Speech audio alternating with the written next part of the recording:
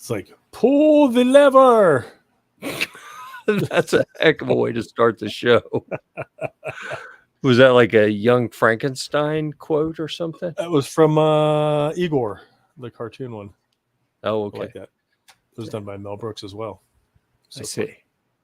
Love it.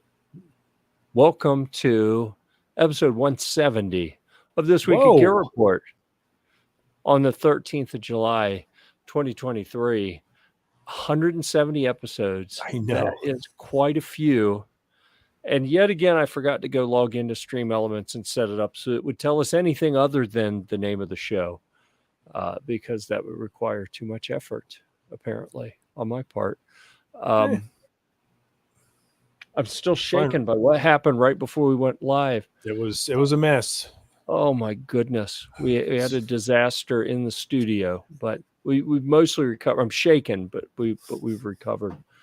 Let's see. Flying Rich is there. He was here early. Well, the gun snob, you know his bit. 2 yos. He's going to wait and see if we earn the third one. Yeah. Yeah, I know. Crystal, with the customary greeting of 3 yos, Crystal started drinking tonight, hadn't she? That one looks a little sloppier than normal. Yep. Ends in Y. Yeah. Yeah. Yep. That's a good qualification, I guess. People being nice, saying hi to each other. The Gun Snob says 170 episodes of this. Listen. Punctuation would make this more clear. Why is all I can say. I think he means why is all I can say. Yeah. That's what he means. But I try to interpret comments, not just read them. Yeah. It's harder. Listen, we're with you, Snob. We have no idea either. Oh, I know exactly why we've got 170 episodes. Because we hadn't had the sense to stop yet. Right. At some point it's going to sink in. Like, why are you doing this? I have better things to do on a Thursday. Yeah. Like they have 2-for-1s. Jeff's like, all right. I got my Florida bottle hugger here. It says, "Oh, nice. We'll work for guns and beer." Diamondback Firearms. You know what? I mean, I'm going to give out their phone number. Why not? You can call Diamondback Firearms and tell them you'd like to purchase a can or bottle hugger like this. You can reach them at 321-305-9559. Diamondback Firearms, the finest firearms made in the Mid-East Coast region of Florida. Or are they? They're certainly some of the finest. I actually don't know who we would be alienating with that statement. But man, there are some good companies making some cool stuff in that area. So I said it and I was like, oh, do I really want to say that? What the heck? But hey, they gave me this, so I'm going to give them props for that. I know. All right. Listen, you can't go wrong with a koozie. Or I stole it. I don't think I stole it. I probably remember. I'm pretty sure they gave it. It seems like something you would do because Jeff is, if it's laying around. They meant for me to have it. Whichever way I got it, they meant for me to have it. And we'll talk about this other one later. We'll give props out to that company. And I know they gave me that one. Okay.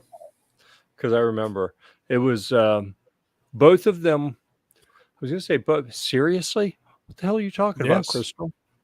Yeah, I am as serious as a heart attack. How dare you question me? But I do have a question. What are we talking about? Like, I have no idea. But it's serious. That she's been drinking. What? Oh, yeah. Yeah. The Gun Stop says punctuation. Going by your current habits, it's safe to assume. Yeah. So, did you notice that there were some things published today? I know I haven't published a lot of written stuff lately because none of them are mine. I know that.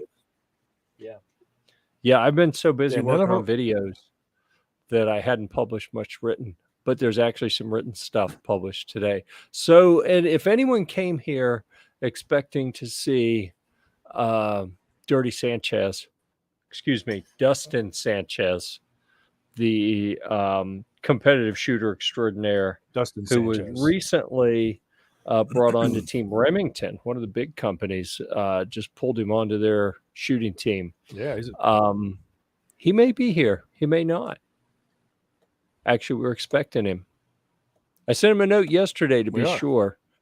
And he's like, all right, that'll be awesome. So maybe he'll show up. He's in a different time zone. So if I had any sense, I'd probably send him a note and say, hey, we're live Eastern, on East Coast time. Eastern. Yeah, I think I'm going to do that. If I can follow, oh, there he is. We are live. That's the note that I sent. So, maybe he shows up, maybe he doesn't. We didn't have anything specific to talk about. It was really just going to have him on to chat and celebrate his making one of Mr. the big Guns, teams. I want a Dirty Sanchez. Where is he? We know you do. Yeah. And by the way, I'd like to add to that, not just yep, but ooh. Yeah.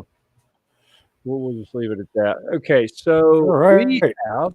What do we got? We got stuff published. I'm excited. We do, and it's interesting that I was editing one of them and I sent AJ a note because AJ kicked in like 5, like went from nothing to 5 in the pending queue to be edited. I was like, whoa, okay, I better get on those, and I went through and did very low editing. This was pretty good for the ETS AR-15 mag, which these are pretty cool mags. I don't know if I'm sure you've seen them and are familiar with them, but they got a really neat feature we'll talk about in a second. But anyhow, I get to one of the other ones. I think I published 1 or 2 of them, and I open up another one, and I'm like, there's not a single image in here. Like, how am I supposed to publish this when there's not even a picture of the product at all? And I checked it. Well, no, it's pending, and pending means that it's like ready to be published. It just needs an editor to look at it and say everything's okay. So I sent him a note, and he's like, oh, yeah, I need to work on all of those, like, except for the ones already published. but yeah, he has a couple more in the queue that are going to be completed soon. We'll kind of leave it at that. All right. So ETS mags, you can see one of the cool features right here that they're kind of translucent. So it's not completely see-through, but it's mostly see-through. It's like frosted, like the girls used to do it to their hair. They get the tips frosted. This is the whole thing, the whole mag is frosted, except for the base plate. Or glazed. But that's not the feature I was actually. It. What? What'd you say? Or glazed, however you want to explain it. Glazed, yeah. So anyhow, you see a little bit in this one. Does not the cool feature is not like a miniature butcher knife. Okay, that's not it. That just happens to be sitting there. It's these little circular, semicircular things back here that I'm thinking, yeah, there we go. There's the big image. It's an interlocking system so that you can hook 2 mags together. So then, you pull one out and just flip the whole thing over. In all the old Special Forces movies, they'd have mags taped together. So when one's empty, you drop it, flip it over, jam it back in, and now you have it's like 2 full mags strapped together. Well, that's what this is. You lock your 2 mags together, and all you got to do is drop it, slide it over, raise it back up in. Boom, Bob's your uncle. You're back in business. So pretty exciting stuff. I first met ETS mag. So I had nothing to do with setting this up. I don't know if they sent him these or if AJ arranged this or if he just bought them or what. But I met them at my very first SHOT Show. I went to a private range day and they were there, and I got some of their clear Glock mags at that time is what they had. Ooh. And this clear polymer, you think, is this going to be durable? Is this going to hold up? All of them that I got like way Mhm. back then, that was what, 7 years ago or something? I don't remember. It was many years Oh. ago, and they're all still functional. Some of the best mags I have. So, Yeah. and that's with those mags, they have the polymer feed lips. I'm thinking that these, oh yeah, this has the polymer feed lips as well. So pretty crazy. I mean, they're in the neighborhood of $20. I'm sure there's a joke there somewhere, but there are a variety of ways you can earn $20. We'll just leave it at that, okay? Yeah. Because it is just $20 is It is $20. Oh, there's $20 the is joke. $20. Yep. Yep. So here's what I'm going to do. I'm going to take this URL because I'm not your mom. I'm not reading for you. You can read it. And not you, TJ, like whoever's out there. Dang. I was like, what the heck? No, here's the deal. Let's interpret this correctly, right? I am saying right. you are loyal person tuning in or disloyal. I don't care. Regardless, I believe in you. I have faith in you. I know that you can handle reading this article. You don't need me to read it to you. That would be condescending and insulting for me to presume that what you can't read. I don't care if you're from Oklahoma. I'm sure you can read it. Okay. I read good. Yeah, right. I read good. And all you got to do is push this little button in the middle here when you get to that page, and a video will play. You don't even have to read that. Sure, there's some fancy book learning stuff put up there on the screen, but it's just there for a little while, and AJ will talk you through it. So there you go. That is, I don't know how I just turned this awesome review of some really cool mags into like, I wasn't insulting the audience. I was telling them I have faith in them. That's what I was doing. Yeah. But I was just suggesting that some of us in the audience, I mean, not me, do read good. I'm sure somebody would like to just be read to where like, just read it to me so I don't have to read it. Yeah. So here's what we're going to do. If the show gets too boring, I am going to go find the text of the book, The Princess Bride. We'll start working our way through it.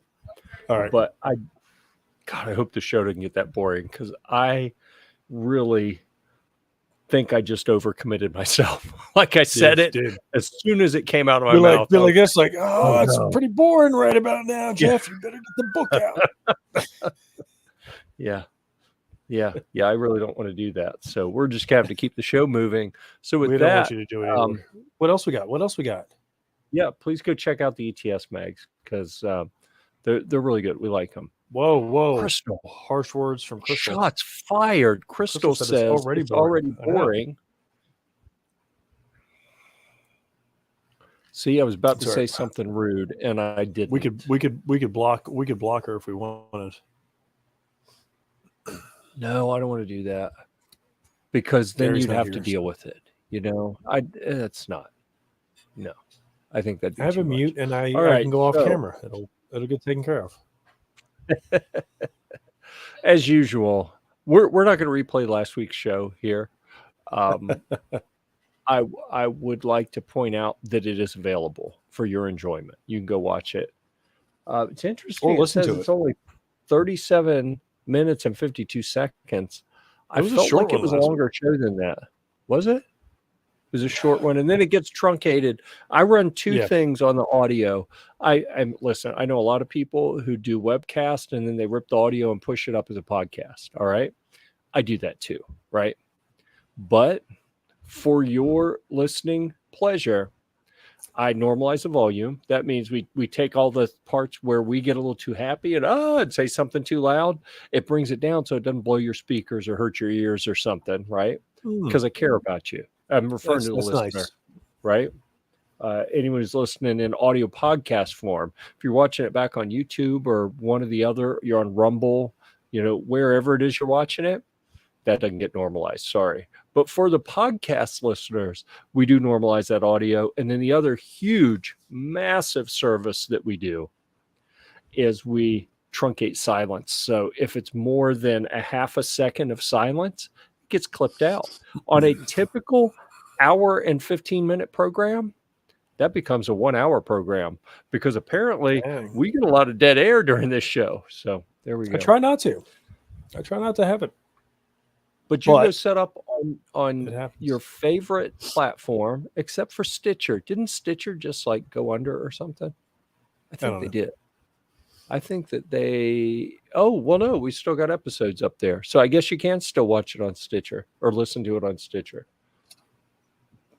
All right. Well, that was a neat little detour. So anyhow, it's out there. You can find it. You can queue it up. So what I do on my devices is I just set up the podcast so that it automatically, it auto-magically downloads it. It has it sitting there ready.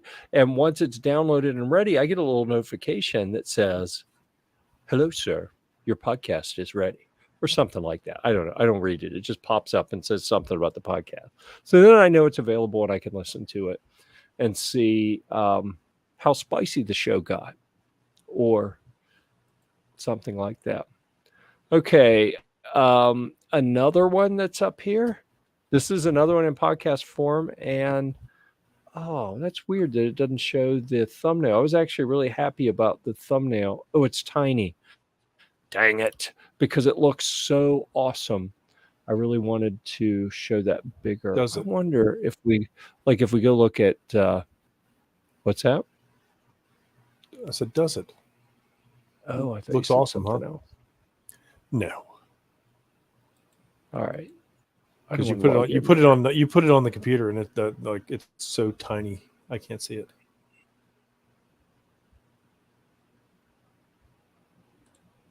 I just want to see the stupid thing. All right, what's not going to show it? I give up. Anyhow, so we have another podcast from the Camping Gear Report channel, the monthly chat about Philmont Scout Ranch, and we had a really cool thumbnail image for that I wanted to show off. And if you're into this kind of thing, go check it out. Really, really cool discussion that we had there because people are out there backpacking. So the last 4 years that Philmont Scout Ranch was operating, 3 of them I was on the trail, hiking 70, 80, 100 miles, whatever, through the mountains for about 2 weeks. And then this year I have been trying my hardest not to end up going because I'd love to go. But number one, somebody's a fat ass who's gained 20 pounds and is scared to go out there and hike in the mountains this much overweight. And number Why two, would you talk about me that way? I have so much to do here in the studio here to support the Gear Report Nation that I don't want to spend 2 weeks out there. But I do want to spend 2 weeks. See, that's the thing. But my kids are about to move out and go to college. They want you to go out there. And they do. They want me to. But I'm like, no, I'm getting clingy. I don't know how you handled it when Princess left and went off to school. But my kids are like, dude, you're getting clingy. Come on. Like, alcohol helps. Yes, I am. Well, did you notice I'm actually working on that this evening? I saw. Like, this is one of probably 4 shows we'll have for the year where I'm actually hitting the bottle a little bit because, that's what I have to do.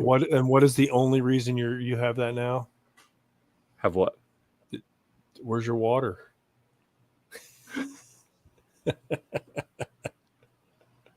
Before the show, I think the countdown clock had 10 seconds left on it. It was so and close. I was moving around. See, I'm about to knock something else over here. I got a new boom arm for my microphone. Here, you can see it a little bit. And I see it. Change that. Yeah, so the podcast people, you're not going to see it anyway. But there, so I wanted one that was horizontal. The one I had had fancy springs in it, and it was like this big thing that it made noise when I moved it, and it was in the camera shot sometimes. I was like, you know what? I want to try one that sits out of the camera shot more. So I got it, right? And then I'm showing it off to TJ kind of in the green room before the show starts. And I'm like, oh, yeah. And I swing it around and knock my water off. And it went all over the place. And I was like, show's starting. So I didn't clean it up. It's just sitting there. So it'll soak in eventually. Water. And honestly, it landed on carpet, so it'll dry. Like, That'd I'm be literally not going to do anything about it. It'll dry. The kids, and it'll be the fine. kids are downstairs. All of a sudden, like drip, Drip, like, drip, drip. Yeah. What's Dad doing up there? Yep. They know better Actually, than we're- to ask. Yeah, they don't want to know. Yeah. So for your listening pleasure, we have multiple podcasts that you can queue up and listen to. Probably more likely, Philmont's kind of a captive audience. There aren't a ton of people who want to hear about that, but I bet you know someone who's in scouting, and send them a link to it if you don't mind. Say, hey, this jackass that I know does this podcast that you may find entertaining or informative. Maybe because I have lots of people on who actually know what they're talking about, so that really improves that program. It does. I've watched the show a couple times. Yeah, awesome. I know nothing. I know nothing about what you're talking about, but I watch it, and the other guys seem really smart. Right. Yeah, I think we had a full screen on the program on Tuesday. I think we had the grid full, which StreamYard will only let us have 10 people on the screen at a time.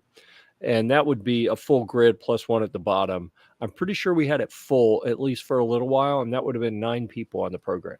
Nice. So, yeah, we had a really neat chat there. We should do that here sometime. Have some additional people come on and hang with us. All right. The chat got awful quiet. So if you're still out there, feel free to comment on some of the gloriousness that was posted on the grams today. And we'll come back and talk about that later. Okay. So we have another one. Yeah. Another one from AJ. Hunt to go clean shot 12 gauge shoot through shotgun bore cleaner. That is a mouthful. I'll be honest with you. It is. And there we go. I've shared the link to this one. If anyone would like to check this out, lazy gun cleaning right there. There you go. Hey, efficient, lazy. Where's the line? If you go out, I guess it depends on how efficient it is. Yeah.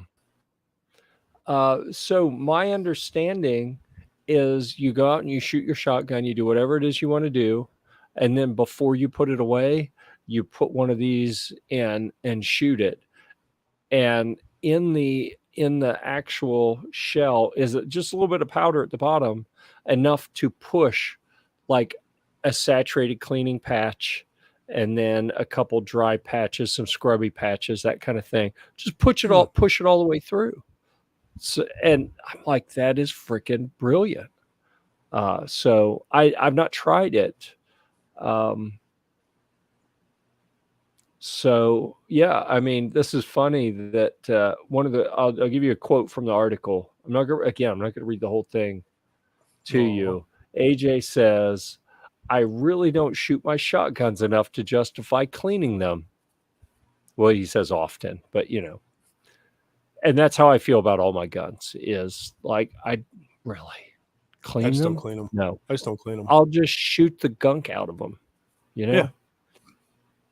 So anyhow, but this is instead of assuming the bullet is going to clear the stuff out of the barrel, this is actually designed to do the cleaning for you, and that sounds kind of brilliant to me. So I would say if you are efficient like we are, and you don't want to spend all your time, since our friends at the ATF have made a big stink about solvent traps, you're going to make a mess if you clean your guns. See, this is the problem. When I could put a solvent trap on the end and actually catch all of that nasty, cleaning fluid that I've used to clean out the firearms, then, it wasn't that bad. But now that they try to make a big deal out of solvent traps, and like you're not allowed to have them, I've just like, screw it. I'm not going to clean them then. But I would with this. I would clean the shotguns with this. So anyhow, go check it out. I would do, because that seems very, very easy. Doesn't it though?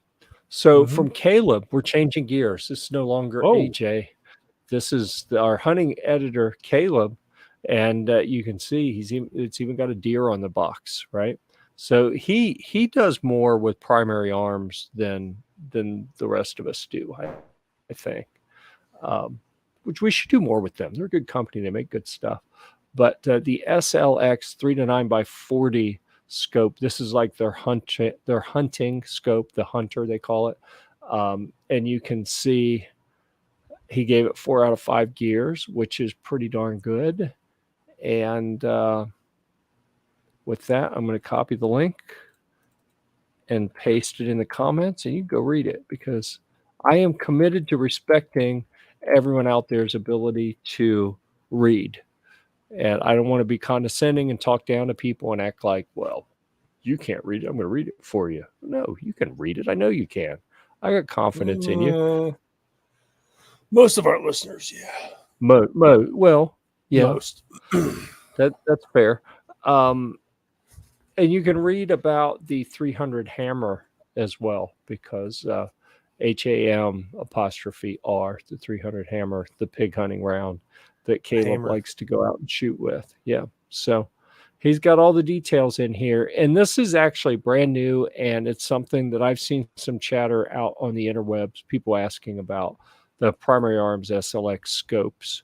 And I was like, oh, I have an article I can share that will help and give them all the information they want. And you know what it was? It was the Primary Arms SLX binoculars. I went and found it. Was like, oh, that's not what they want.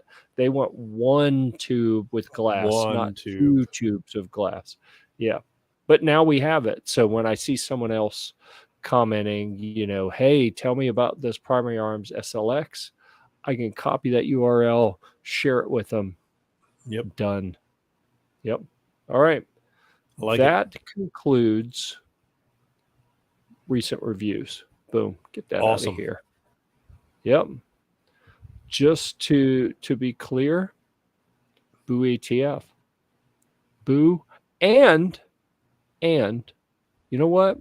I'm going to throw a shame on there, because that's what they should feel every time they go to work, every time they get off of work. They should feel it while they're at work.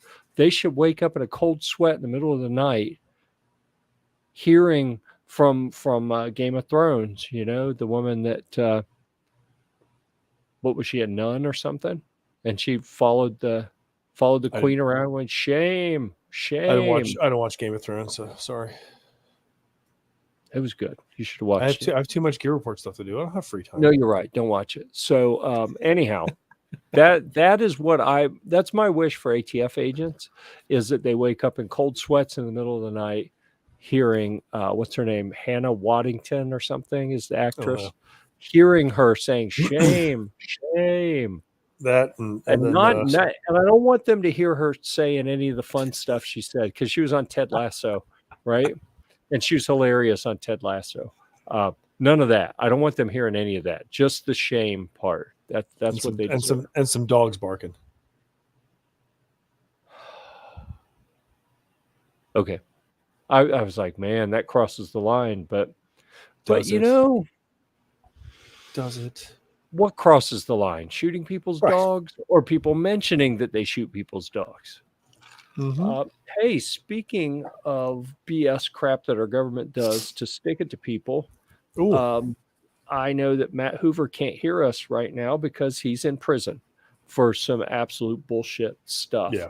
So just a reminder, he's got like GoFundMe type things out there if you want to support the CRS Firearms family. And I know his wife, I saw a couple weeks ago, his wife was making videos. And I think I saw one of her first ones. And I'll tell you what, she gets fired up.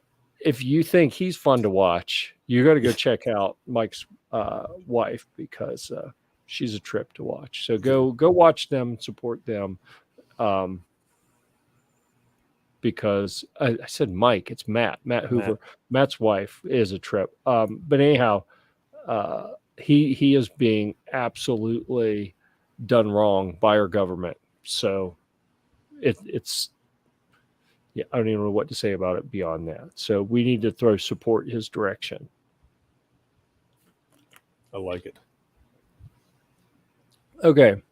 So we're going to talk about reviews that will be published soon. And I'm going to talk about You talk about some things. stuff. You I say know, the same stuff every week, and I've been slack because it's been so freaking hot, and then I'm killing myself at work that I haven't even had time to shoot. So this company is a Chinese company that makes flashlights and stuff. Oh yeah, Phoenix. I saw some of them. Phoenix. How do you say Phoenix? And I mean, I would assume they're going for Phoenix. Probably. I'd been saying Phoenix, and then it occurred to me. Phoenix. I was like, wait a second, is that Phoenix? We'll call it Phoenix. Do they have a S sound? What's that? Do they have an S sound, or is it Phoenix? How would I know? I don't know either. Yeah, I don't know. I've never been to China, so I don't know for certain. It's the PD36R Pro, the Pro version. It's a rechargeable flashlight that has one of them big honking batteries in it. So you can put a new battery in it, or you can plug a USB-C into the side. Here's something neat about it. It has a momentary touch switch, but then there's another switch up here when you push it. Oh, yeah. Strobe light. Is that amazing or what? And it has 5 settings, and it'll get super bright. Now that I'm freaking blind, runs for a long time. Yeah. So pretty cool little light. That one, I don't know if I'm going to do anything written on it, but if you go look at which one did I put it on? I think it's on the main GearReport YouTube channel, or Rumble, or wherever you want to look. I think there's one up there, and there will be more. I think I scheduled them over the next couple days. So the first one is dropped, and there will be one or two more coming, talking about that light. Now, the light that just showed up today that I have not shown any videos on, I'd actually given up on this. Streamlight asked me several months ago if I would do this. And I was like, oh, that looks awesome. You're like, yes, and then it never showed up. And I was like, man, they must have forgot about me. So I've literally not even opened this box before. Oh, you're going to go blind some animals outside. That looks pretty cool. And what in the world? Is that does it come with an integrated cup holder? What am I looking at here? Oh, that'd be awesome. I'd use it at that point. There's a big charger in here, and it kind of, wonder if, okay, it's got screw holes in the back. So you can screw it to a wall, and then you have a holder to put it in. And it's bright. Check that out. And it's got a stand, so you can set it up at a different angle on a somewhat flattish surface. Ooh, a stand and a hook on the back. It's got a hook too. That thing had everything. You were like, I can use it in all scenarios. And it's got switches back here that, like, I'm really afraid to mess with it on camera because pointed at us. You may have noticed I've not read the directions, so I'm sure I'll do something wrong. Do you read the directions to anything we get? Oh, you meant that seriously? I'm still messing around with the Geiger counter because the directions are so small I can't read them. So I'm like, I'll figure this thing out. Yeah, dude, there are times like, really, you're gonna send me a book knowing that I'm in my older years and my eyes are half gone. Yes, my golden pre-golden years. All right. Anyhow, this is the Waypoint 400, and I'll probably have a video up on this within the next few days. Run around the house, just blind the kids, like, hey, wham.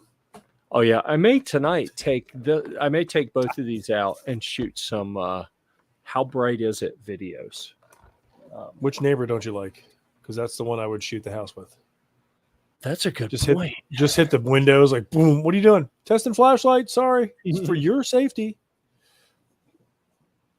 I have one of my portable castles in the backyard, and I use that. I aim across the yard at one of my big military tents that's set up back there, so then I don't have to blind the neighbors. Yeah, because I take really bright flashlights out there to test, so I really don't want to alarm the people in the space shuttle or anything. I just point it at the or space station, I guess. The shuttle, we don't run shuttles anymore, do we? Nope. We got the recyclable rocket boosters down here, so we Nice. We just keep launching up freaking rockets. Yeah. Which is really interesting to listen to. Haven't experienced it a few times. It sounds like what's happening is exactly what it sounds like. When the rocket goes off, the rocket is ripping the sky apart, and that's exactly what it sounds like. Is that the sky is being ripped apart, and that's it's one of those. It's like whoa, and then I sat back and was like, man, that's really amazing. So I'm easily entertained. Clearly, He is. yeah. All right, Now he's looking around. So you got some stuff that is probably going to be getting close here at some point. Yeah, I got a bunch of stuff that's close. The Phoenix weaponry, low profile handguards close. Yeah. The duty coat is super close. Actually, the 8.6 blackout is super close. The Mike 102 is. I mean, I've got pretty much most everything there is there. So the Geiger counter not so close. Yeah, I'm still figuring because that you can't read the directions. I ordered a little magnifier. That I can. That's how old I am, everybody. I have to get a magnifier to read all the stupid directions they put on there. All right, now for this one, we're switching from Diamondback Firearms to Radical Firearms. Ooh. And each of these, this is my commitment to producing content for you, fine people out there. Each of these, I'm saying that. I'm actually not sure I got this one at the factory, but I've been to both of these factories. So what is it? Cocoa, Florida. Yep. And Cocoa, Houston, Florida. Texas. All right. So I don't live near either of those places, right? I travel to these places to bring back stunning and amazing content to wow everyone with factory. He has to go to these horrible, horrible places where the sun shines and it's warm. And those two factories, Diamondback and Radical Firearms, happen to be the two that I have taken my children to. Which I thought was cool. And my kids are like, yeah, whatever. But I'm like, how many kids do you know who have actually been to some major firearms manufacturing facilities and gotten like the red carpet tour? I know. K-Man would be excited if he ever got to go. Yeah. Wow. Then I'd be smacking him like, take that out of your pocket. You're not taking that with you. Little klepto. Defense Dad with the individual yos. He likes to break it up and make an appearance. Yeah. He makes it an event. Yeah. He keeps it entertaining. I know Snob never gave us the third yo, so apparently I think we're just not getting it. Well, all right. Make up for it. Maybe we'll make up for it for next time. All right, you may have noticed I have changed the banner. We are off of reviews that will be published soon. Aren't we? And now we're into the best part of the program. That's right. Guitar-mageddon. I knew it. Yep. You knew it was coming. Like you said, it's always TJ's happy hour. I have two things to show here. I mixed a giant pitcher of cocktail. And oh, my. I almost spilled it all over the desk. Let me see. Here is the speaker. So that is my amplified speaker, and it hooks to a little multi-effects unit. So I'm not even using like a traditional guitar amp anymore. I'm just using that. But it has its own stand now. So should I decide to go on the road and start touring, I can set my speaker up at a good height and have my little effects board. And like I have a self-contained performance setup here. So I wanted to share that. When you go to the local coffee shop. Bastards. I'm not going there. Actually, there is one I would go to. The guy, he about pushed me down the road, though. Yesterday, I was coming home from dropping one of the kids off at the pool, and here comes a camo Humvee up behind me. Oh, and I'm like, I knew where he was going. I knew who it was. I knew where he was going. I was like, Jim, slow down, buddy. You're gonna hit me. You're gonna rear end me. He got right up on my bumper, And I'm gonna have to talk to him and say, dude, just because it's a Prius doesn't mean you got to try and push it down the road. Because I knew what he was doing. He was kind of chuckling, and I was like, you bastard. Like, have you seen the crash tests on the Prius versus Hummers? Probably doesn't fare well. We run the risk of having that scenario happen in the driveway quite often. I know. You know? And actually, my wife has got a little section of missing paint where she ran into the Humvee once. And alrighty, I have yet to find anything. Like, there was a little bit of paint residue where it had scraped some paint off, and there's a little paint dust there. You just brushed it right off. There's a place. Speaking of coffee, I drove by. I was going to Bombetti's, and I drive by and I see this sign that says "Coffee and Guns," and I was like, "All right."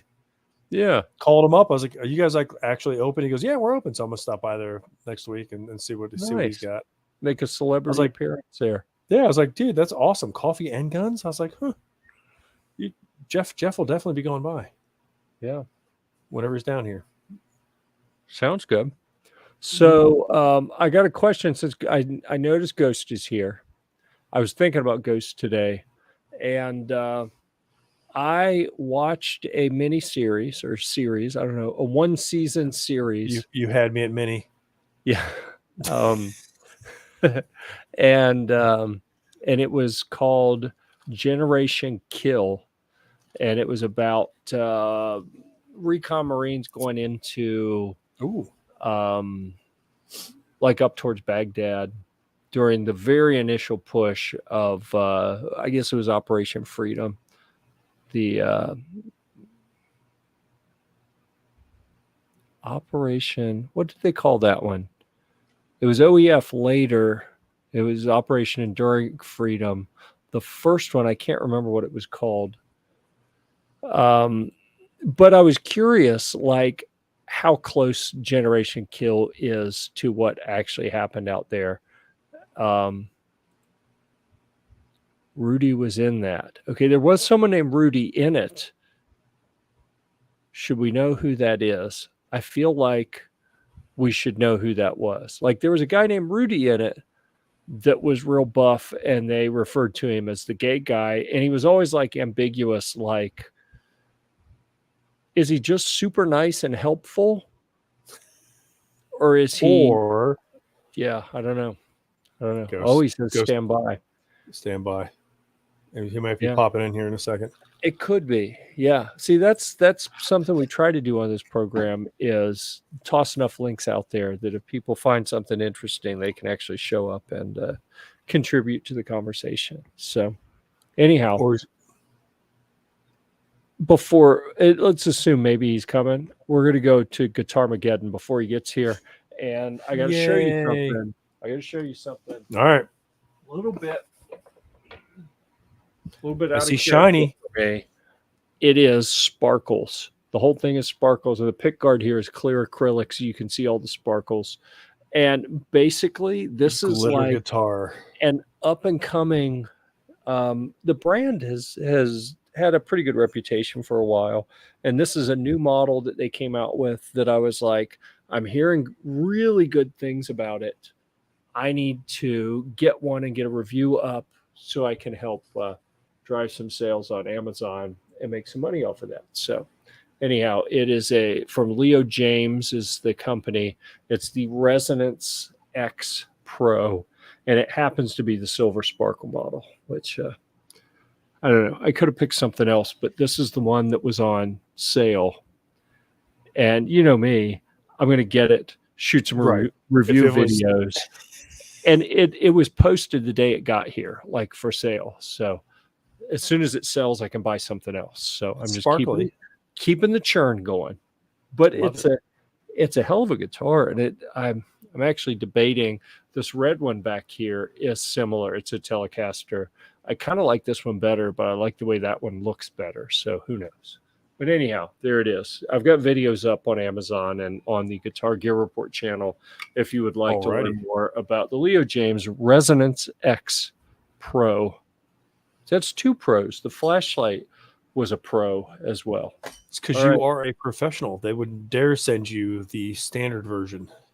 You have to get the Well, pro versions. and we're talking about a war movie, and now we have a special guest who was a professional at war stuff. So how's that for a segue? Wow. Professional. I don't know about that, but Was war stuff the appropriate description of your core competency? I don't even sure. Okay. But technically, we weren't in war. Oh, well, I said war stuff. Yeah.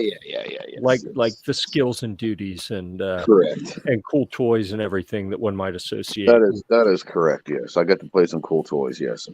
Yeah. Nice.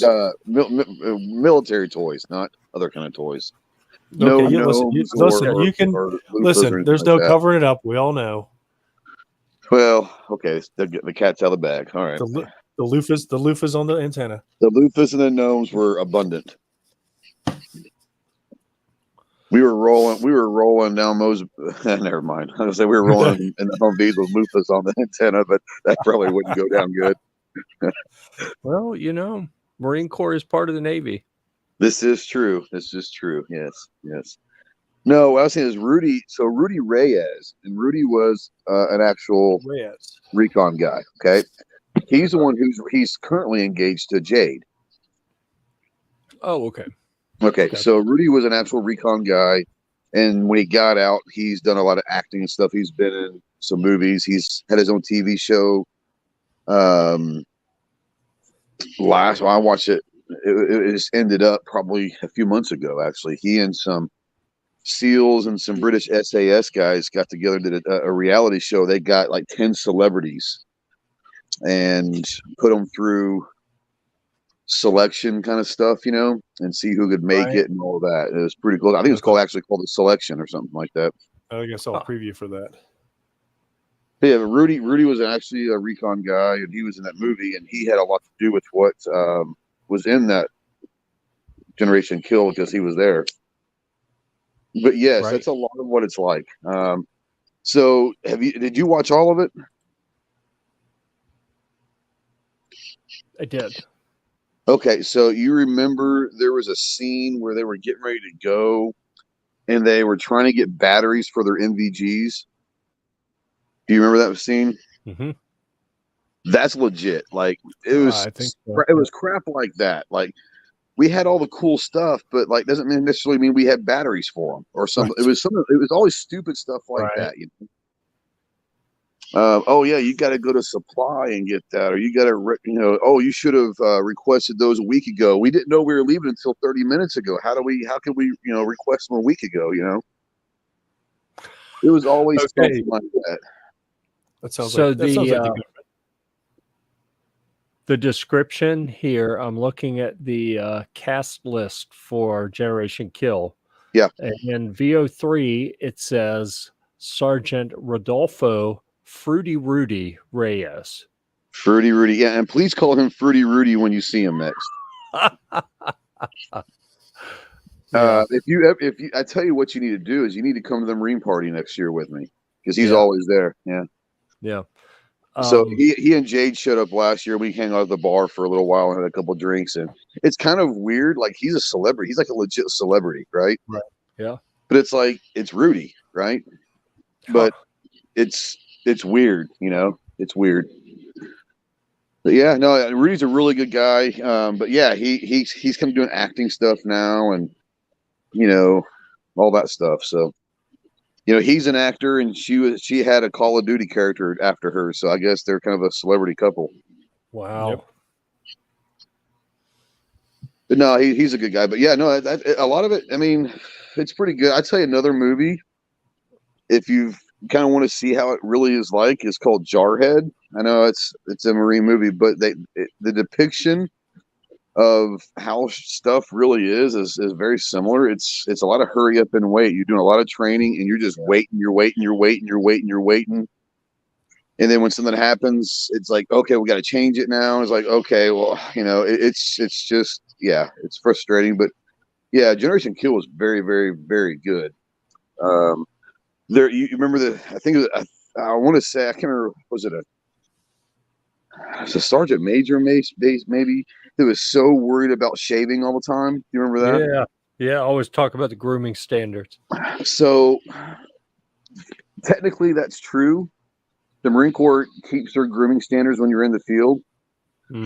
But there's also a thing where you have 10 days. Like if you've been out on patrol, you've been on a mission, or you've been out doing something, like you have 10-day grace period, but there's always that one hard charging, like motivated guy that's grooming standards. We had his name was Staff Sergeant Archer. He was that guy in our unit.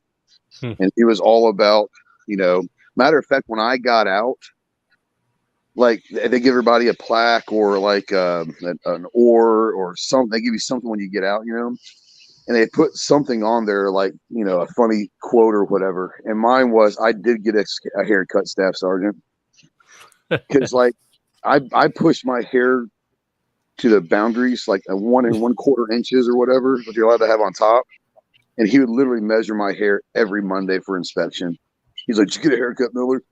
I did get a haircut, Staff Sergeant. So that's what they put on mine when I got out. It was pretty funny. Wow. I tell them to do it at 1 3/16 every time. So ironically, I keep couple my days hair to grow, about the same, as I did back then. Now I still shave on the sides. I got so used to not having hair around my ear that I still do that to this day. I just can't stand having hair around my ear. Yeah, I feel you. Now, I don't know, you guys, did y'all y'all have like hair standards at all or no? we have hair standards. Of course, we had hair standards. Hair had to be Like glorious. the more the better, or what? Yeah. Funny?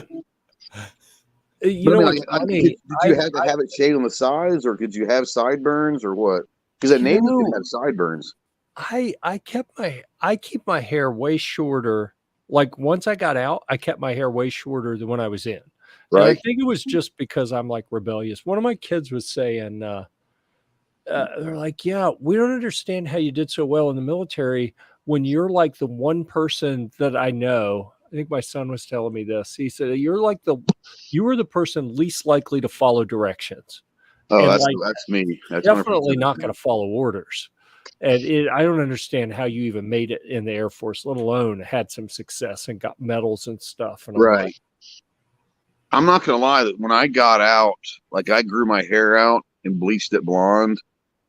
Like I looked like, what's the guy on Point Break, the guy from Dirty Dancing? What was his name? Patrick Swayze. Patrick Swayze. He had his hair in Point Break. He had like the long blonde surfer hair. Like I grew my hair out after I got out of the Marine Corps. And then I've realized this is not fun. This sucks. Like I don't like having hair. So I've always kept my hair pretty short. So then you went with the Cupid doll. And then I went with the troll doll for a while there. Yeah. Yeah. But yeah. So anyhow, yeah, I found that movie. It's good. The series rather. It messed with me. Oh yeah. I just finished it at lunch today. I watched the last segment. Yeah. And I just sat here for like 20 minutes afterwards, just thinking about some of the stuff that happened in it and how, I was in between the Gulf Wars. Same here. Yep. And I've been to a lot of places, and I found myself at various places in the Middle East and all over the world. Yeah. But the closest we came is one time we had I was on a cargo plane, and I was by the window watching, one side of the plane for contrails for anti-aircraft missiles coming up, because we were flying down the border between where were we? It was I'd have to look at a map. I know Iran was on the other side of the border. I'd have to look at a map to be probably sure Syria where we were. But we were supposedly in friendly airspace, but we were right up against the border, where there was a pretty good, like the whole time I was in cargo planes, which, the whole time I was on the C-141. Oh, see, we use 130s. Yeah. So we had, The 141 behind in the nacelles that hold the main landing gear at the aft side of that That's the rear refueling side for point. those of you that don't know that. That's the rear side. Yeah, so there was the refueling point and the flares, the anti-aircraft. I thought the missile I would flare. have thought that the refueling thing would have been up front. No, is it the They only back? keep of the flares and the fuel at the the same place. It makes it That Sure, makes sure. perfect sense. Yeah. Yeah, jet fuel is kind of like diesel. It's hard to catch on It is fire. diesel. So, It is. anyhow, maybe the flares were at the front. Yeah, actually, I think they were. Anyhow, regardless, at one end of the either forward or aft of the main landing gear in that pod. Yeah. And I was on 141s when I was a crew chief, and then when I was air crew. And so we're talking about like a 6-year period. And I only saw flares loaded in a 141 one time, and it was on that mission. Yeah. And that was like, you mean they're actually loading flares? You know what else we had on the plane that we never had usually? Parachutes. Oh, y'all didn't do parachutes in the training mission either? We were able to take them, but on a cargo plane, you often get tasked with carrying passengers, and they say it's bad form. Although we have the right to take parachutes with us, they say if you have a plane full of packs, it's really kind of bad form to say there are 5 crew members and there are 5 parachutes, and everyone else, good luck. No, I get that. So have you ever seen a cargo? Have you ever seen the flares from a cargo plane? I've seen video and pictures. Impressive, actually, it was impressive. Yeah. I saw it one time, not on ours, but I saw it one time, and I was like, "Holy cow!" It's like it's impressive. Yeah. So the flares, for anyone who doesn't know, the anti-aircraft missiles are typically heat-seeking. So they have a sensor at the front of the missile that goes for the heat source, which is going to be one of the engines. So the flares are a hotter heat source that you dispense at just the right time so that you can fool the missile into blowing up at one of the flares and not at one of the engines. And they burn at thousands of degrees to where the missile will go after that. Yeah, which makes them really, like, you don't want to mess with those. Like on the ground, you don't want to load them, because if one pops off, it could burn the whole plane to the ground. So I've never actually seen one in person. Like, are they? I would imagine they're pretty damn big, aren't they?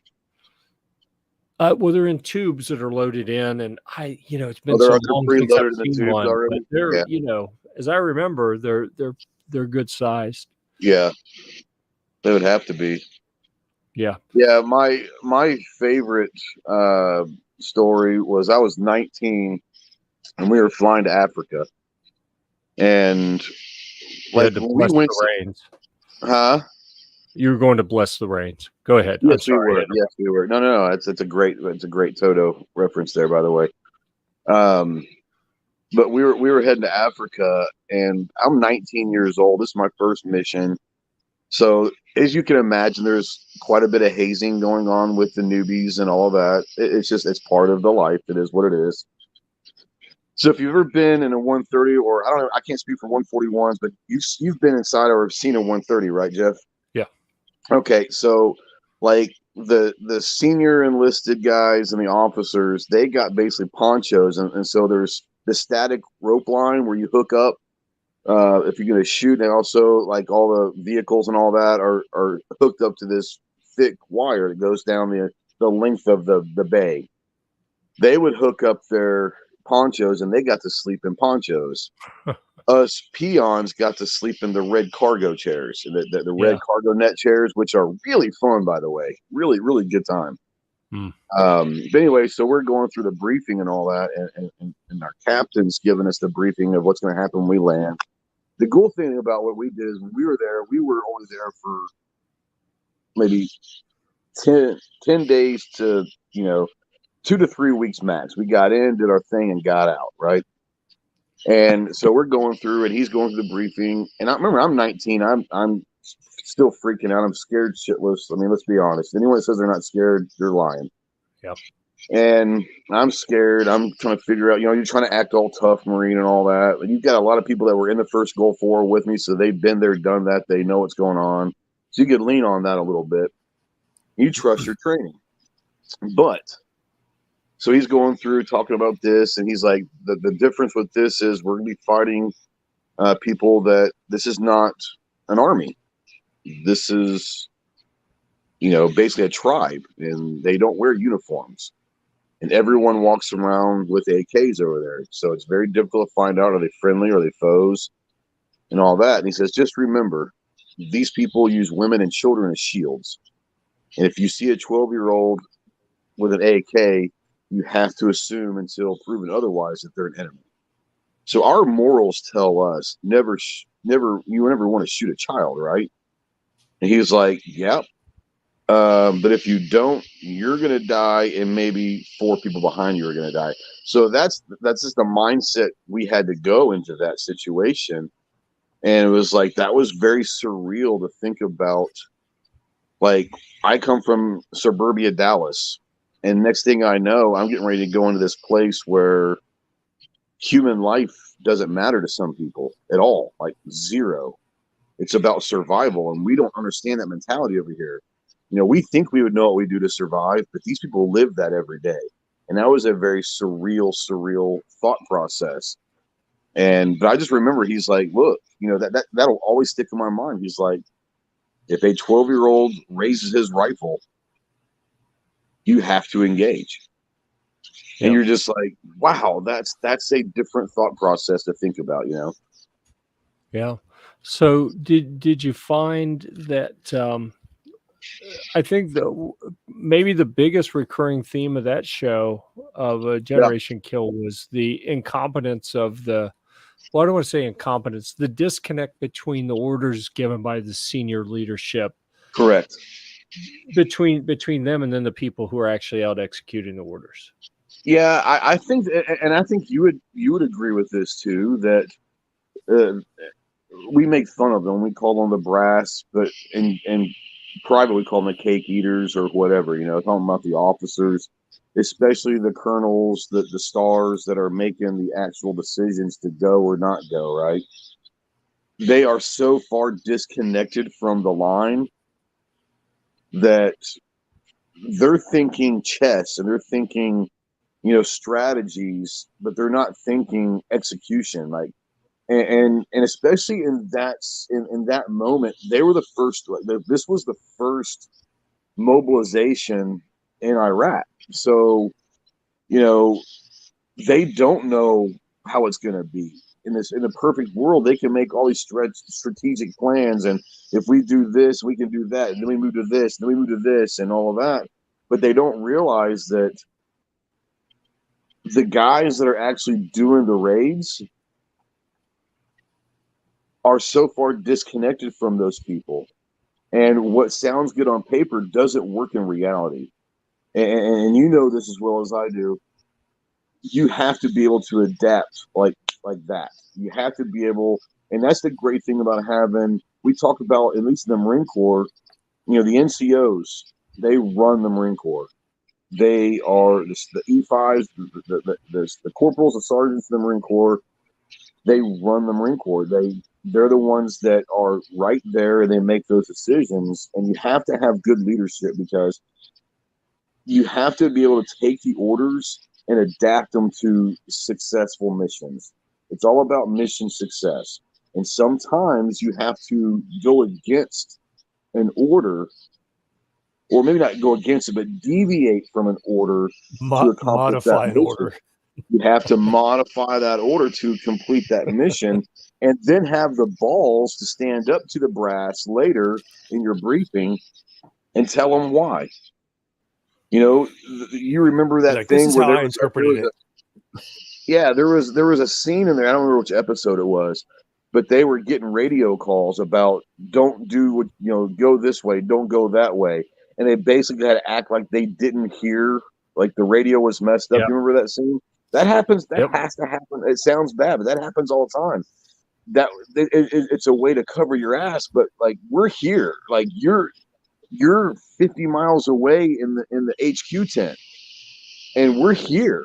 Like, you don't know what we're seeing. You don't know that the way you think you should go. First of all, that isn't a road that you think it is on your map. It's not a road. You know, you want us to go this way. Well, you know what? That's a funnel. That's the funnel of death. You want us to go in this funnel of death, and all of us are going to get thrashed. But if we go this way, so sometimes you just have to deviate and act like you didn't hear the radio or the radios were messed up. The great thing about what I was in is we were still using the pricks radios, and those things weren't great. So you had that built in. Oh man, the radio is just weird. We couldn't hear every third word. So, Right. you know, what they're going to say? You were lying. They weren't there. They're going to give you the benefit of the doubt, but you have to let them save face. But also, what's really bad is if you deviated from the plan and you weren't successful in that mission, then that's when it's not good. That's when you get porta potty duty for a week. You know, cleaning out. You know, they're gonna make you learn a lesson. But if you do mission successful, then you gotta have to let them save face. And but still, you know, it is what it is. But yeah, there, you know this, Jeff. There's a lot of politics in that stuff, and you have to play the game a little bit. That was very overt, I think. In that series, it seemed like the commander was just pushing. The colonel was just pushing for like political move up the ranks reasons. That's what I'm saying. Like, but yeah, that's what I'm saying. That's where the politics come into play. Is the cake eaters? Their next promotion might hinge on this mission. Yeah. And if it goes good, then they look good. If it goes bad, then they're going to find someone else to blame for that. And usually it's us, you know. Yeah. Or it's the lieutenant or the captain or the platoon commander that's going to just get destroyed in that. Because God forbid the plan was bad, you know. Yeah. Shit runs downhill. Little fun fact, just looking up some stuff about that movie, one of the costume designers made this comment, and it had just said that let's see, the costume design team was concerned that the added weight from the ceramic bulletproof SAPI plates might be too much for the actors, and they said if we gave them the real thing, they would have actually died. It would just be far too hot. The actors would never have managed even an hour in the real suit. I read that. I was like, okay, if I were an actor, I would be thrilled that they were not making me wear extra stuff that you can't tell on camera what you're wearing. Sure, right. You know, fake stuff, real stuff. I mean, I was in a commercial where I was dressed as a Marine, and how'd that feel? Feel good? I used short words and short sentences, and I fit in with all the other people. I got a crown cake when I was done. Just make weird noises, and they'll say, "Oh, he must be a Marine." Exactly. Yeah. Yep.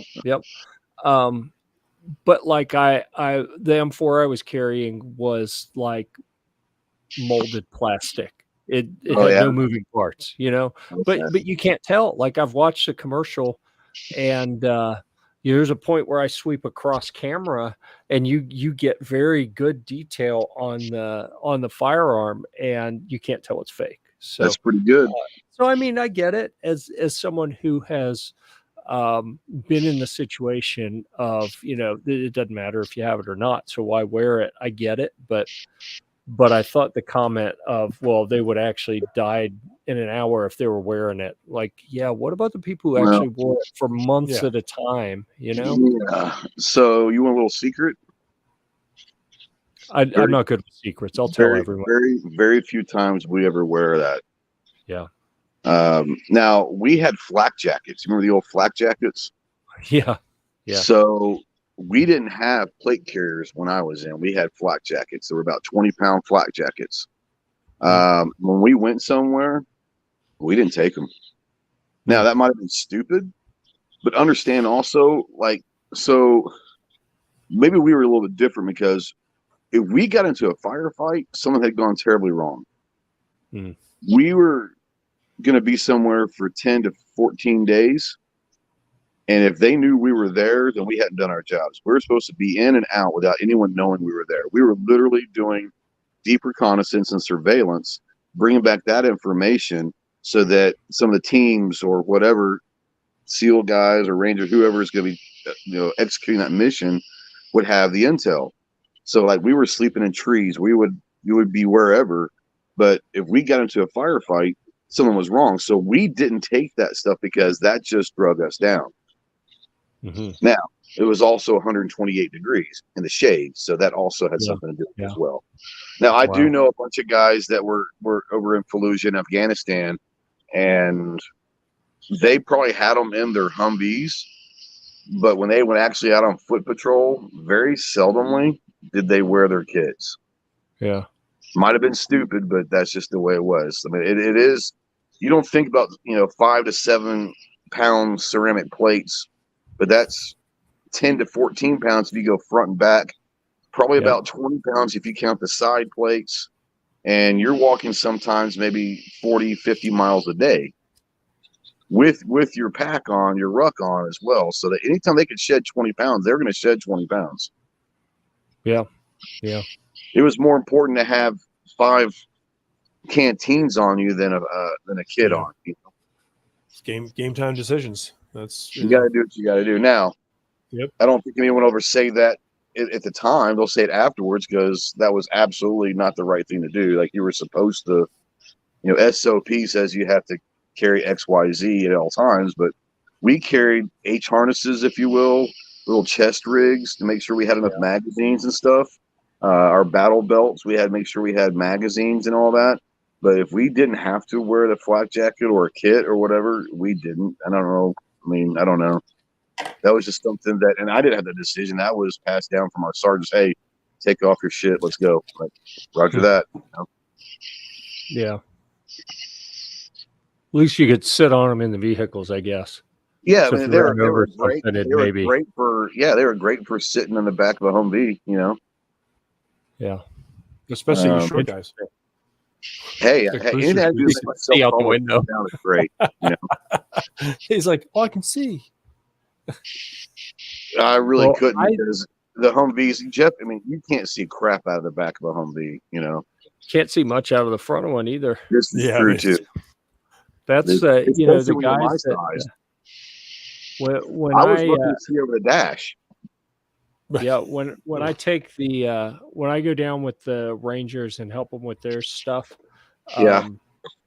those guys don't get in the truck. They sit in the back or up in the turret. Like the commander will sit beside me in the other front seat because that's where they're supposed to be, I guess. But everyone else, it's like we don't want to be in the vehicle. We can't see shit in here. We want to be out back where we can hop off in a hurry if we need to. Yep. Mobility is king. Let's be honest. You were able to do something. We never talked about this. I've always wanted to ask you. I don't even know if you're allowed to talk about it. You got to be involved in one of the Sages, didn't you, with the berets? Well, that's what I was saying. Is that's what he does. when I said I go help the Army.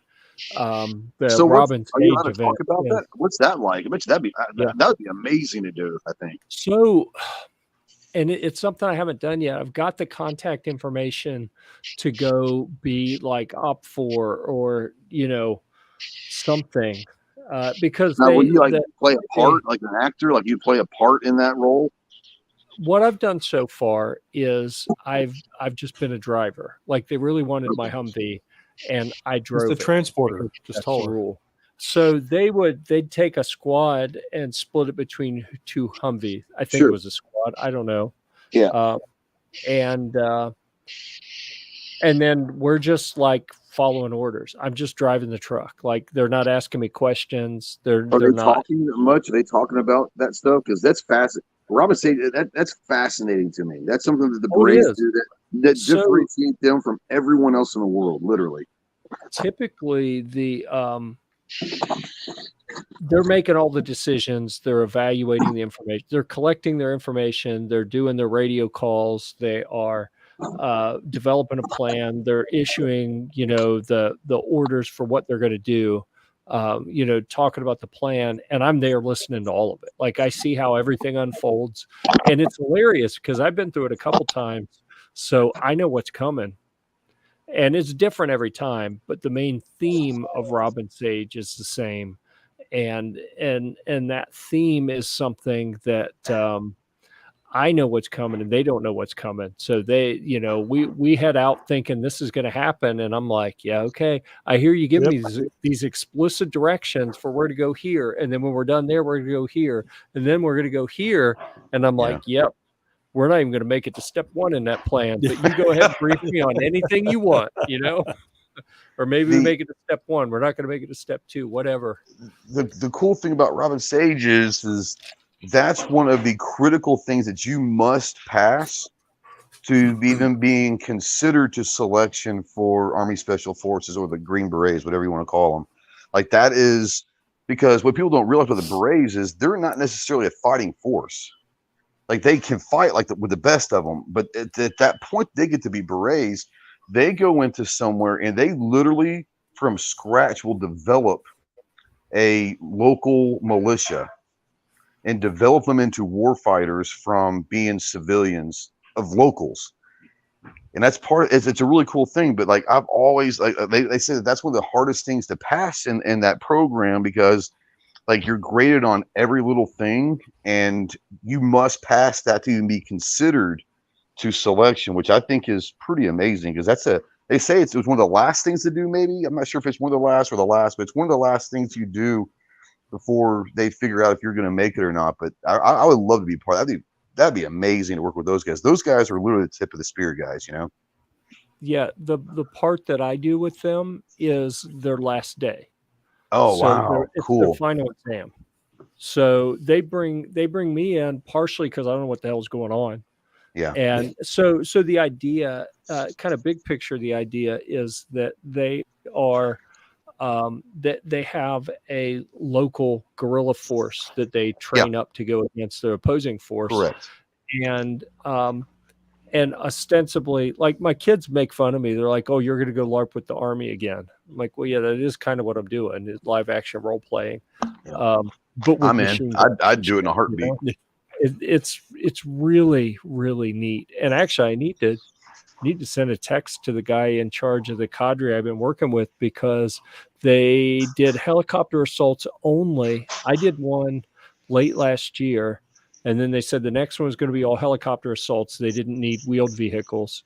And then I was supposed to be in one in April. I never heard a word from him. I'm pretty sure that my buddy down the road from me, that he took my spot. Because we were at an event shortly after that time passed. And I heard him mention a couple things, but he was super quiet around me. And I was like, that son of a bitch. He snaked my spot from me. Yeah.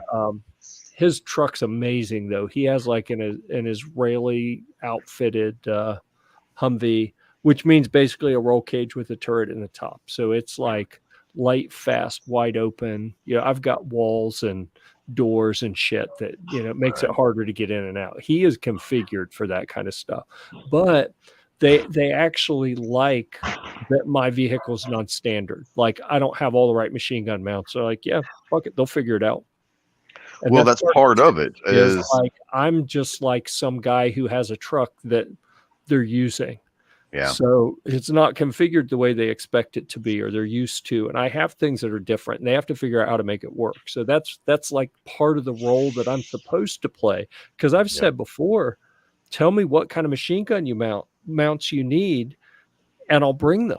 Like, I have a shelf full of machine gun mounts, and he's like, whatever. Yep. And it took me a while to figure out. He was being coy. He wasn't, it's not that he didn't know. It's that he didn't want me to bring the perfect stuff. He wanted me to bring kind of half-ass stuff and let them figure out how to make it work. That's exactly right. I mean, that's what you do, because when you're embedded, like, they get embedded, like, they're truly embedded in that community, and you don't know what vehicle you might have from day to day. Yeah. When You've got to be able to figure that out. requisition a truck, That's it's correct. what you get. Yep. Yeah. So that's what I've done with them, and it's awesome. neat, and it's actually why my truck is for sale, and that is a large part of the reason that I'm thinking about getting another one. Because part of me is like, I'm kind of done, but Yeah. because I'm on my third Humvee, and this Well, one, it kind of opens doors for you. I made it exactly how I wanted it, but having been out with them, on these. Because we're doing a bunch of assaults during that, and watching the guys come in and out of it, I'm like, oh, there's so much that I would change, and I'm like, maybe I do one as like an assault truck. So I'm kind of pumped about maybe doing that once I sell this one, but I don't want to spend any money on any of that stuff just to have them go, oh yeah, we don't need you anymore. Yeah, sorry, So, this truck's way better. But they do. Well, there's other things that you could do. They do. I work with one cadre, and I think they're either 12 or 16. I can't remember. I want to say there's 16, and they call them lanes. So they take North Carolina and divide it vertically into lanes, and they have a different cadre for each lane. Okay. So I'm working with a cadre that's an hour and 20 minutes from me. Like they all come out of Bragg, but they or excuse me, Camp Freedom or whatever the fuck it's called now. But anyhow, they're all coming out of there and going to their different little geographical swath of land. Yep. And there's one that runs, I'm going an hour and a half to work with them. And there's one that runs like 15 minutes from my house. Oh, wow. And the guy keeps telling me he's going to hook me up with them, but then he doesn't because, like he's found some cool trucks he can use. So he doesn't want to share, but I'm like, dude, if you're not going to use me, let me work with these other lanes. And I'll tell you, you can't get them in America as far as being production vehicles. But if you ever want to be involved with some training with the soft guys, if you're able to find a Toyota Hilux, I know. I knew that you'd get invited to everything because that's what they use over there. Yeah. Yep. And you can't get them here because that diesel would change the market in America for vehicles. That engine would blow anything in this country away. That's why they don't let them here. But if you're able to get your hands on a Hilux or something that it doesn't have to be the Hilux itself, but get yourself like a Land Cruiser and modify it to be the dimensions of a Hilux, dude, you'd get invited to a lot of things because that's what is used a lot over there. Yeah. Yeah. So anyhow, that it was really neat to me to watch that. I know it's a movie and I know it's all fake stuff, but Generation looked pretty accurate. And to go out, and I only spend a day with these guys when I do the Robin Sage stuff. Yeah. But I'm actually like, I've got the guy's contact information to be one of the guerrilla force guys. And that's how I'd like to start with that, where it's like you're part of the local population. Yep. That their job is to train you how to run an insurgency. That's correct. To participate in an insurgency. I think or their basic the end game is they go in somewhere and say, look, we're going to train you to be an insurgent force. Yeah. But more importantly, to when we leave, to be able to handle it yourselves without us, and to be that thorn in the side of whoever you need to be a thorn in the side of, but take care of your own. When we went into Iraq in the beginning of GWAT, and you talk about taking the Iraqi military, whatever if you want to call them that, the people that said we're not fighting, but we want to help you guys, and the berets were the ones that trained them because that's their SOP. Like that's what they do. Yes, they are absolute badass door kickers. There's no doubt about it. But their major goal is to go into somewhere and help their people learn how to fight for themselves and not need outside help. And that's what they do. They're great at it. They're very good at it. So they had. I've had the opportunity to apply to be one of the guerrilla force people that gets all trained up, and I'd love to do that a couple Oh, times, yeah. just so I could learn some stuff, and then apply to be one of the Op4 people. And it's like a 2-week gig where it's like it really is a 2-week LARPing gig where Yeah. you get to pretend to be in the military, and it's crazy. Like I know a lot of people. Now, do they try to get former military people so they understand the terminology? Do they look for that stuff or what? I don't know. I got a direct introduction from the cadre because I was, I'd helped him a few times as a driver and brought the Right. vehicle. So he walked me over to the contractor that runs that Okay. and said, "Hey, I got someone for you." So it was one of those, like, I really need to follow up on this because I don't have to go through the normal process because I was like a referral. Yeah, man, that'd be amazing But- if you could do that. That'd be But amazing. guitars keep showing up at that house. Well, they'll still be there when he gets home. But it's a contract. It's a gig. Like there's Oh, money they pay you involved. for it. Oh yeah, they pay you Yeah. for it. Yeah. Yeah, I may make as much money doing that as I would anything else I could think of. That'd be cool to go a couple And times you a have year. fun as hell with doing it. Yeah, I mean, I think it's only like $3,000 or something for the 2 weeks, but a lot of what I do is kind of passive income where I'm always working to get stuff in the queue, so it's going to make me money later. Right. If I take off for a couple weeks here and there, it's not a big deal. And if I can get one of the close sectors, I don't even have to live with them. Like, but I feel like it would be like being deployed, being a part of the either the guerrilla unit or the Op4 unit. Yeah. And I saw how they lived. Oh, I'm Like, assuming they probably live in. I mean, they probably are basically deployed. It's exactly what it looks like. Like they're in a foreign country and they've taken over some shithole. Yep. And they're just getting by on crappy racks and whatever they have. And maybe the water works, maybe it doesn't,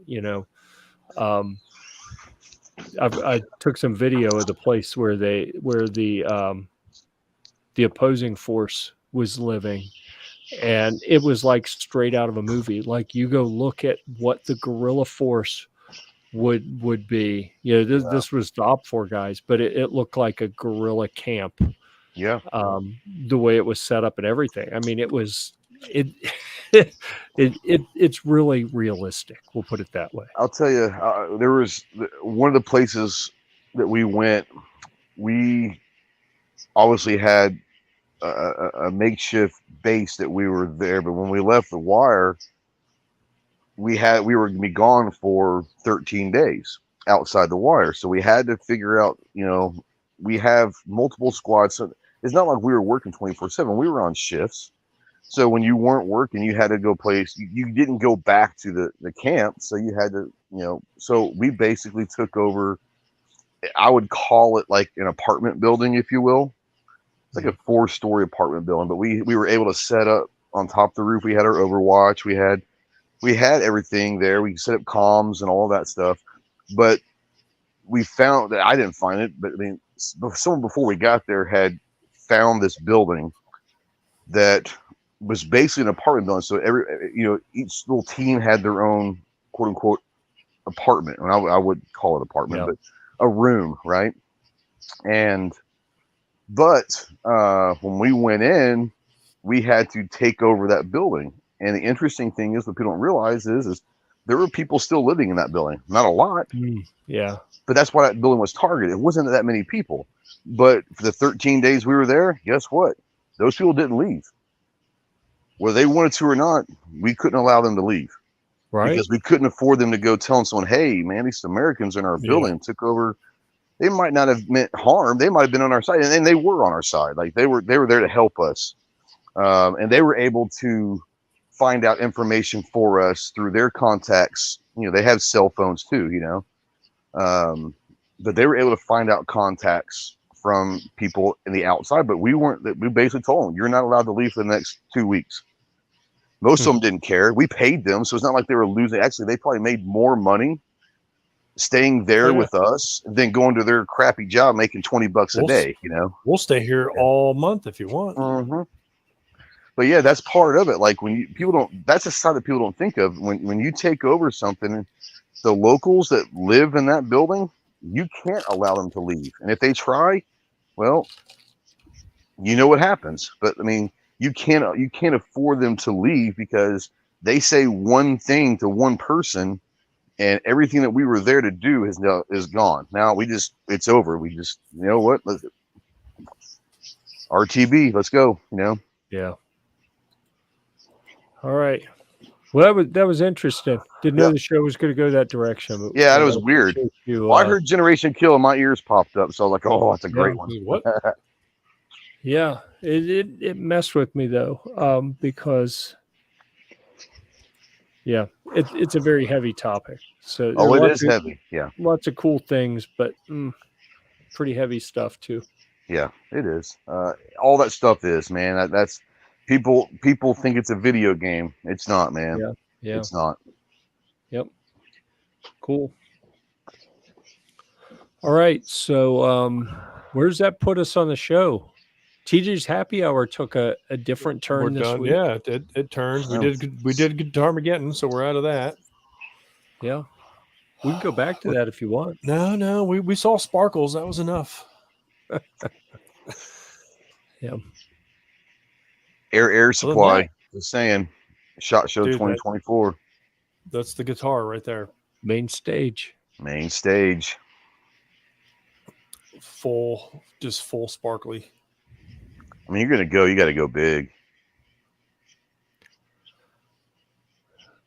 Key to the show is picking the right axe, and I don't even know which air guitar I'd want to take. Like, I don't want to take the wrong one, look like a dumbass. Right. Oh yeah, everybody makes I'm taking all 6 of my air drum sets just in case. You know, I'll just have to figure out when I get there which one I use, you know. Yeah, that's smart. Yep. All right, Jeff, you're gonna go crazy, but Clover and I've already been looking at condos for January. Just letting you know. Yeah, well, we need to start looking, Jeff. Dude, he's still got 6 months, 5.5 months. I'm gonna have to go. It's not December yet. We're fine. I'm gonna have to sell a kidney in the meantime because, let's just say we did not get positive ROI on last SHOT Show, although it appeared to be amazing when we left. Really? I mean, TJ did. TJ's gotten a whole bunch of stuff. I purposefully didn't get a bunch of stuff to review because I already had too much on my plate, and because of that, I lost money on SHOT Show. Really? Oh yeah. Yeah, it looked like that was not going to be the case at all, but I was a lot of stuff fell through. Like most stuff. Oh, that happens. I still have yet to hear from Maxim. Like crickets. Yeah. So. Yeah, I hear you.